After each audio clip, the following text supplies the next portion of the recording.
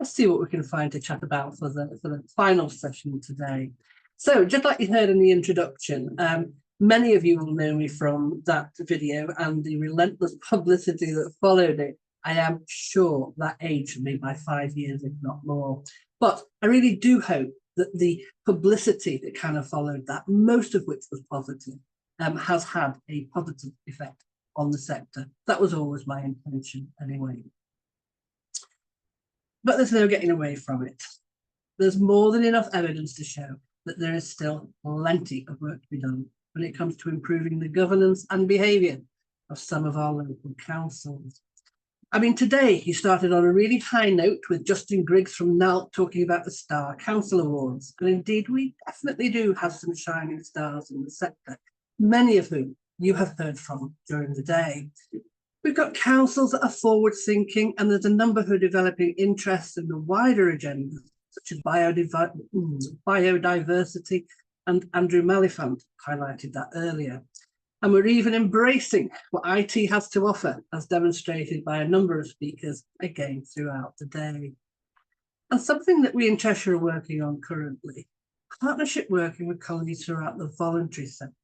And I know the previous speaker spoke very eloquently about that and how important it is that we build those relationships with our voluntary sector so that we really get the most bang for our buck, if you like, within our communities. But you kind of know there's going to be a but here, don't you? And here it is. We have got to continue to get our houses in order. Events like today help raise the game of those of us who turn up to events like today, and all the other excellent training sessions and development opportunities that our county associations provide. And let's not forget the SLCC and their commitment to developing the sector. But in large part, we are not the problem. Well, that's a good bit to hear, isn't it? And the earlier session on agendas and minutes and Sheena's session on holding better meetings will have covered some of the points that I would probably have raised here too, as I think that getting those basics right are fundamental to good governance within a parish council.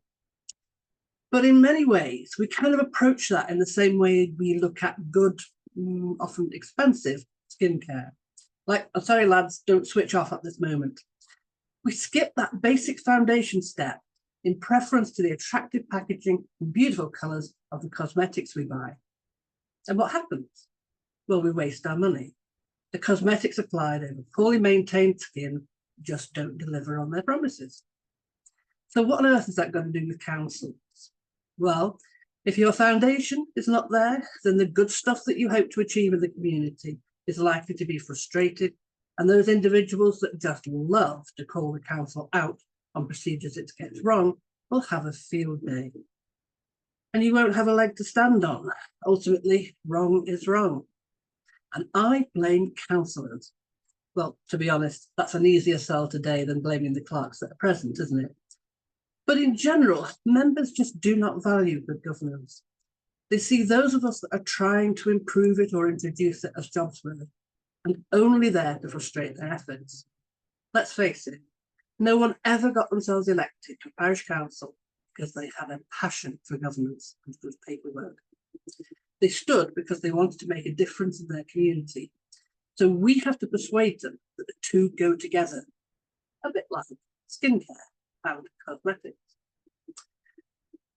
So where do we go wrong? Well, in my opinion, we don't start early enough. How many of us have a proper induction procedure for our councillors? How many of us just leave them to find their own way around the council business? Who thinks it's the responsibility of the chairman or the mayor? And who just points them at the website, hopes they'll find what they want there?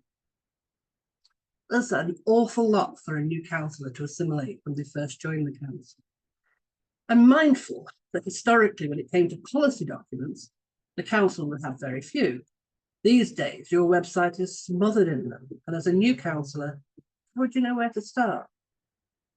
If we catch them first, we can help them see things from our perspective and help them to prioritise procedures like financial regulations, standing orders, and we can give them a clear route to follow if they have problems or questions or issues, so we don't allow those frustrations to build up. Thrust a copy of the Good Counsellor's Guide into their hand or inbox and encourage them to ask you questions. Explain how the council works, how the agenda drives the meeting, and indeed how to get things onto the agenda. These basics allow the member to better understand how they should operate within the governance of the council rather than constantly railing against it. And then we have the chairman or mayor. Consider how your council elects them. Are they just next on the list, or are they the best person for the job? Think about having that kind of conversation with your council. If you have a weak chair, lacking in confidence, then that will have a negative effect on both governance and behaviour. Many county associations, Cheshire included, run chairmanship training sessions that help build the confidence of individuals that are or will be chairs. But some people have many valuable qualities, but chairmanship is not one of them. Why put them and the council through the pain of having them elected for a whole year? Let's not forget the agenda. I know in isolation you probably have a chair included in the process too, but I've seen some of those agendas, particularly the annual meeting, when you list over a dozen policies you want updated and for the council to adopt. Come on, is that reasonable? Did you really think that they read them? Of course not. It's a tick box exercise. And yet, you guessed it, another part of the problem. They don't all have to be done at the same meeting. It might be convenient, but it doesn't have to be that way. Highlight the changes, talk them through what they mean, make them take some ownership of these documents. If you are treating them as an afterthought, we can't be surprised if councillors follow your lead. And as I've mentioned before, there's lots of help from you with governance and affairs. Scribe, of course, offer a number of free training sessions. Your county association will offer training, but they will also be able to help you with model documents and personal advice. And those of you who are members will also be able to access the advice and support of the SRCC. So let's make 24-25 the time when we give governance the respect it deserves, rather than relegating it to the filing cabinet of stuff we have to put up with.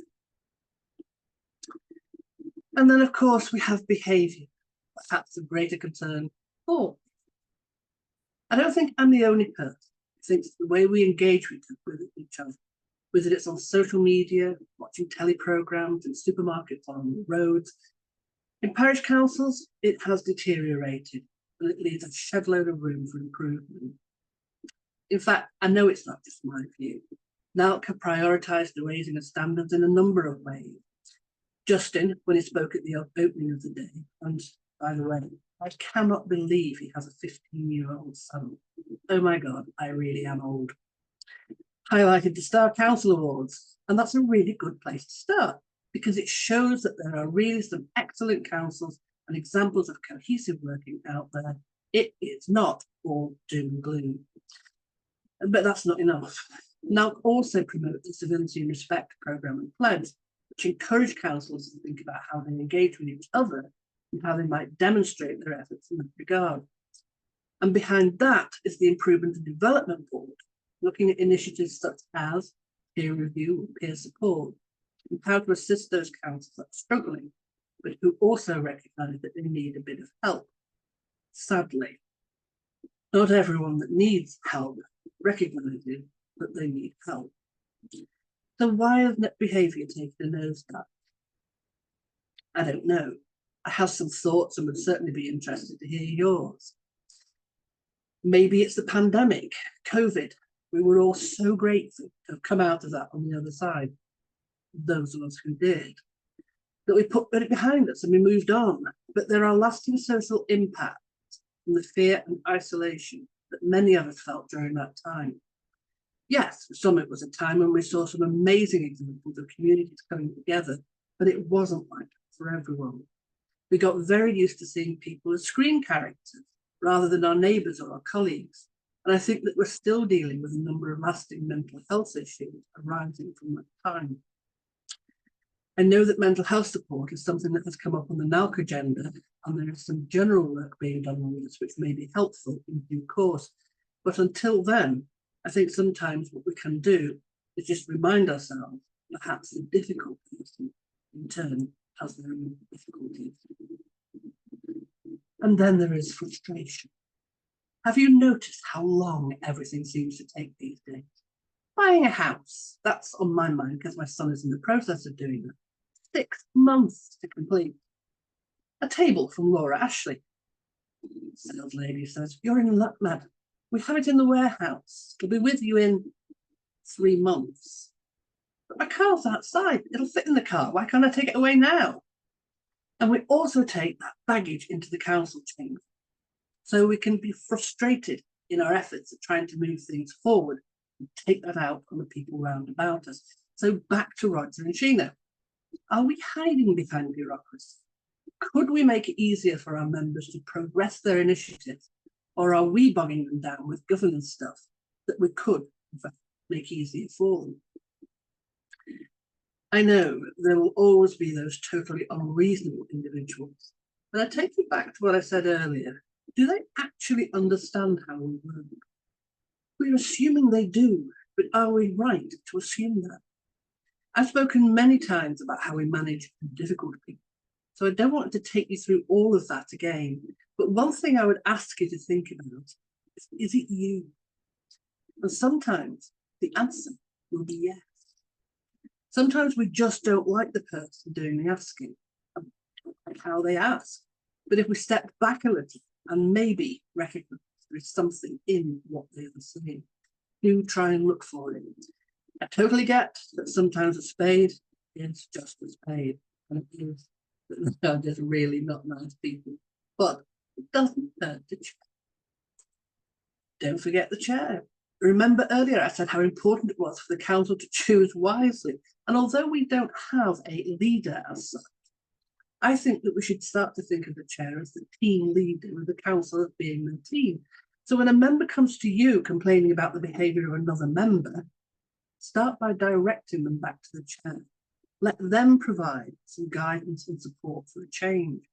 Hostage negotiations are not part of the clerk's job description. You're head of service, not head of difficult members. What about our monitoring officers? Gosh, that's not an easy job. I think they end up disappointing everybody. Members still tend to think that a complaint to the monitoring officer will resolve everything.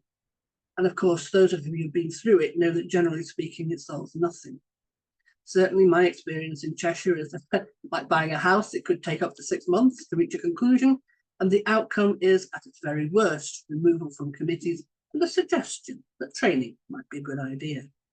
Very disappointing. And of course, we continue to lobby for some appropriate sanctions for the worst breaches. Training, yep, that's great. Something I'm very invested in myself. But the people who turn up for training are likely to be the most reachable people and less likely to be the problematic ones. But in the meantime, there are 1 or 2 things we can try for ourselves.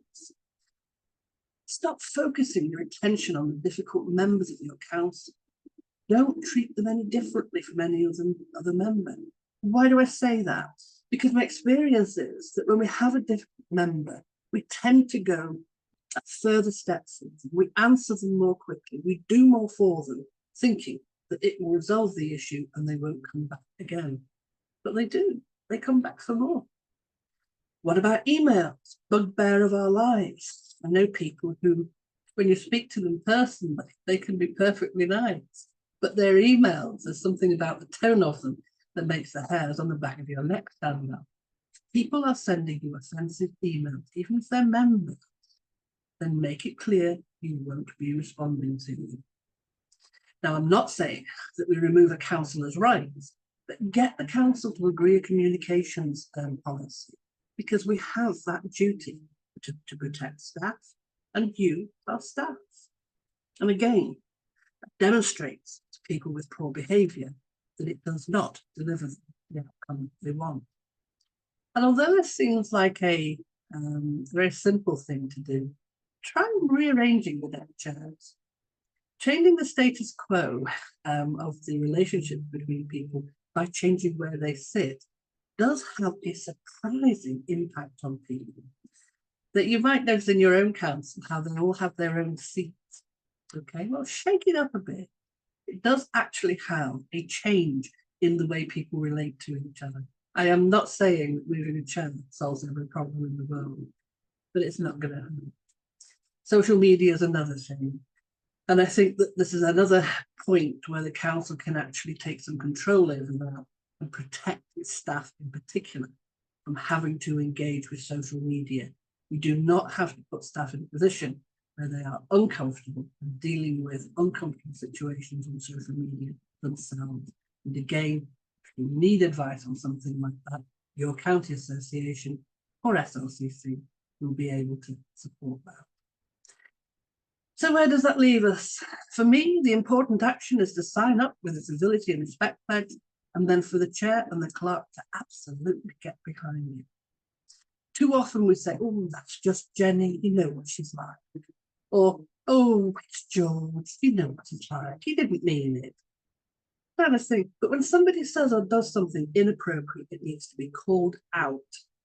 It needs to be called out the first time it happens, and it needs to be called out in subsequent times when it happens again. Once you turn a blind eye to it or make excuses, you have planted a seed. That particular seed grows like a weed, not like a precious bloom.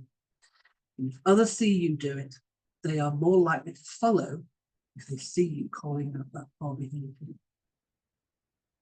I hope you've remembered the positive things that I've had to say this afternoon, not just the negative ones, because really there are many more positive things than there are negatives. So I'm happy to take questions, and then I'm off to see what my prize is. Awesome, thank you very much. That was really good. We're just going to do one question, and then we'll be wrapping up, Jackie. So lots of comments on, again, you kind of answered it, but it's, you know, just struggling to get counsellors to actually engage and attending the training. Now, what is your, your top 10, your top hack? I guess with that one, if the mountain won't go to Mohammed, then Mohammed must go to the mountain. I've noticed in the past 12 months, more and more councils putting their hands in their pockets and taking them out again with cash in them, to get trainers to go into the council. So that they, rather than us have this idea that we have a training session, we must bring councillors to it. And historically, we've done it that way because, of course, training has to at least cover its own costs, if not make money. And so we price it accordingly. If you want myself or a colleague to go to your council and train them, then it's much more expensive than sending them to us. But they are prepared to pay for it. The advantage of it, of course, is that they get two things at the same time. Very often you're invited along to do, quote, a training session.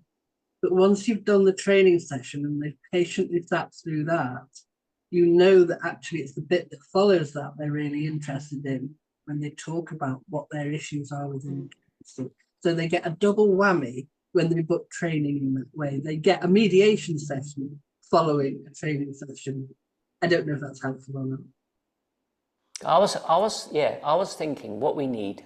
I don't know if anyone's a bit of a social media star, but you need maybe having like snippets of training. You know, you imagine you're on your reels, your TikToks, and you're on Instagram, and there's someone there, like an influencer, like giving snippets of training to counsellors, like to kind of draw them in to actually get them into official training, make it more accessible or something. I mean, we certainly, again, in Cheshire, I can't speak for everyone else, but I mean, we've moved to doing most of our training online.